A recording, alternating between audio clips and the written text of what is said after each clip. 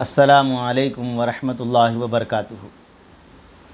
اللہ بسم اللہ الرحمن الرحیم، الحمد للہ وکفیٰ وسلام علی عبادہ الذی اصطفیٰ، اما بعد۔ اللہم صلی علی محمد وعلی آل محمد کما صلیت علی ابراہیم وعلی آل ابراہیم انک حمید مجید۔ اللہم بارک علی محمد وعلی آل محمد کما بارکت علی ابراہیم وعلی آل ابراہیم انک حمید مجید۔ بھائی دوستو بزرگو، اللہ آپ لوگوں خوش رکھے، سلامت رکھے، حفظ و امان میں رکھے۔ میرے دوستو، میرے بزرگو، انسان کو اللہ تبارک تعالیٰ نے اشرف المخلوقات بنایا، اور میرے دوستو، میرے بزرگو، اللہ نے فرشتوں کو کہا کہ میں خلیفہ بنانا چاہ رہا ہوں۔ تو میرے دوستو، میرے بزرگو، اللہ تبارک تعالیٰ نے انسان کے اندر خوبی رکھی ہے اور خامیاں بھی رکھی ہے، اور میرے دوستو اگر انہیں خوبیوں پہ محنت کر لیا تو اس کے خامیاں خود بخود اس کی زندگی سے نکل جاتے۔ تو میرے دوستو، میرے بزرگوں، انسان کے اندر 5 خامیاں ہیں۔ کتنے میرے دوستو؟ 5 خامیاں ہیں۔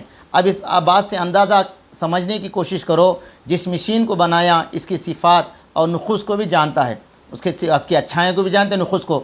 اللہ رب العزت نے انسان کو پیدا فرمایا، وہ اچھی طرح جانتے ہیں انسان کا حدود کیا ہے۔ یہی وجہ قرآن مجید میں انسان کی خوبیوں کو بیان کیا، مثلا اشرف المخلوقات فرمایا، وہاں انسان کے 5 خامیوں کا بھی ذکر فرمایا۔ اب وہ کیا ہے میرے دوستو؟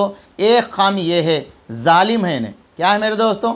ظالم ہے۔ لیکن یہ بات بالکل واضح ہے، کسی میں ظلم ہونا اس بات کی دلیل ہے، اس کے اندر اعتدال، عدل بھی ہونا اس کے اندر رکھا گیا۔ تو میرے دوستو، میرے بزرگوں، اگر اس کے اندر ظلم ہے تو میرے دوستو انصاف کا بھی ایک مادہ ہے، اللہ نے انسان کے اندر بنا کے رکھا۔ اب اللہ نے ہمیں عقل سلیم دیا، اب ہم فرمایا لوگوں پہ ظلم کریں گے یعنی لوگوں پہ انصاف کے ساتھ حکومت کریں گے، یہ اب ہمارے ذمے ہیں۔ اور میرے دوستو، دوسری بات، انسان جاہل ہے۔ اللہ نے کہا جہولا، دوسری خامی، انسان جاہل ہے۔ یہاں دیکھیے، جاہل ہونا اس بات کی دلیل ہے، اس میں علم حاصل کرنے کی استعداد موجود ہے۔ گویا کہ یہ الفاظ میں ظالم اور جاہل جہاں انسان کے عیب ظاہر فرمائے، وہاں اس کی خوبیوں کو بھی اشارہ فرمایا۔ تو میرے دوستو، اس سے کیا پتہ چلا؟ اگر ہم کسی سے لڑائی ہو گئی، جھگڑا ہو گیا، تو ہم پورا اس کو نکال کے پھینک دیتے؟ نہیں میرے دوستو، انسان کے اندر میرے دوستو فرمایا اچھائیاں بھی ہے، برائی بھی ہے۔ اور معلوم ہوا اگر انسان محنت کرا تو اپنے ظلم کو عدل کے ساتھ، اپنے جہل کو ساتھ کہ علم حاصل کر سکتا ہے۔ اگر انہیں جاہل ہے تو علم حاصل کر کے عالم بن سکتا ہے، یا محنت نہیں کرا تو وہ ظالم بھی رہتا اور جاہل بھی رہتا۔ تیسری صفت اللہ نے فرمایا خلق الانسان ضعیفا، انسان کمزور پیدا کیا گیا۔ اب میرے دوستوں، میرے بزرگوں، انسان کمزور پیدا کیا گیا۔ کتنا کمزور ہے میرے دوستوں؟ بنانے والوں نے ایک ریکٹ بنایا، بنانے والوں نے جہاز بنایا، بنانے والوں نے میرے دوستوں ہر چیز کو بنایا۔ صبح جا کے میرے دوستوں کسی نجوم کو جا کے پوچھتے کل میرا دن کیسا گزرنے والا ہے۔ اللہ اکبر! تو ہم اتنے کمزور ہیں میرے دوستو، اتنے کمزور ہیں۔ کسی کہنے والے نے کہا لوگ چاند پہ چلے گئے، پھر بھی فرمایا زمین کو پار کر کر چاند میں چلے گئے، روڈ پہ ایک لیمبو گر گیا تو اس کو پار کر کے نہیں جاتے۔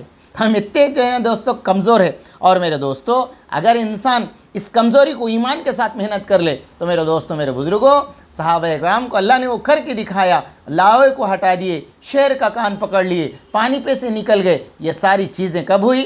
فرمایا اللہ کے ڈر، اللہ کی محبت دل کے اندر آئی۔ یہ چوتھی خامی یہ ہے وکان الانسان عجولا، اور انسان کے اندر چوتھی صفت یہ ہے دوستو، جلباز ہے۔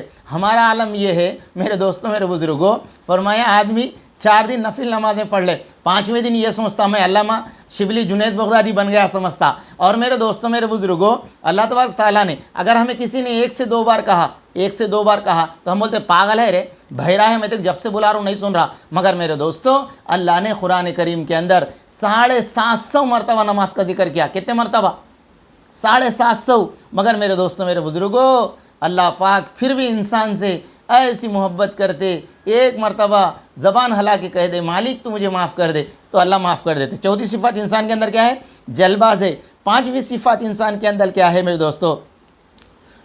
5ویں صفت تھوڑا دل والا۔ اب میرے دوستو، میرے بزرگوں، سوال پوچھا کہ یوں کہا، مطلب یہ ہے کہ انٹرویو کا نام ہو جائے، پوچھے کہ کیا ہونا۔ تو میرے دوستو، میرے بزرگوں، چوتھی صفت، 5ویں صفت یہ بنائی گئی کہ ان الانسان خلق حلوا۔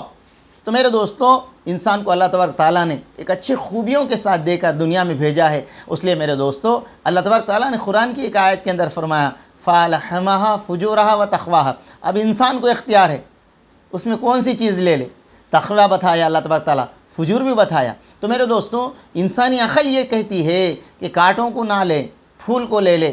انسان کی عقل یہ کہتی ہے کہ فرمایا پانی کے اندر اور آگ کے اندر الگ الگ صفت ہے۔ تو میرے دوستو، اللہ نے عقل بھی عطا فرمایا، ہمیں سوچ اور سمجھ بھی عطا فرمائی۔ اس لیے انسان کو چاہیے کہ یہ مادی دنیا کے اوپر جتنی محنتیں کر رہا، یہ میرے دوستو یہ سب ایک دن فنا ہونے والی ہے۔ میں یہ نہیں کہتا کہ اس کے اوپر محنت نہیں کرنا، مگر آخرت ہمیشہ رہنے والی ہے۔ آدمی اس میں لگ کر میرے دوستو اپنی آخرت والی کروڑوں کروڑوں کروڑوں اربوں والی زندگی کو نہ بھولنا، اس لیے کہ یہاں پر جتنے لوگ ہیں وہ دنیا سے چلے گئے، آج ہم ہیں، ایک دن وقت آتا ہم بھی چلے جائیں گے۔ اگر میرے دوستو کوئی بیٹا اپنے باپ کا ہاتھ پکڑ کر پوچھے دادا کی خبر کہاں ہے، تو باپ کہیں گے بیٹا یہیں کہیں تھی دیکھ۔ تو اسی طرح ہم بھی چلے جائیں گے تو ہمارے بارے میں بھی لوگ یہ کہیں گے ان کی خبر یہیں کہیں تھی دیکھو بولیں گے۔ تو میرے دوستو دنیا میں کوئی باقی نہیں رہتا، سب جانا ہے، آخرت ہم سب کو تیاری کرنا ہے۔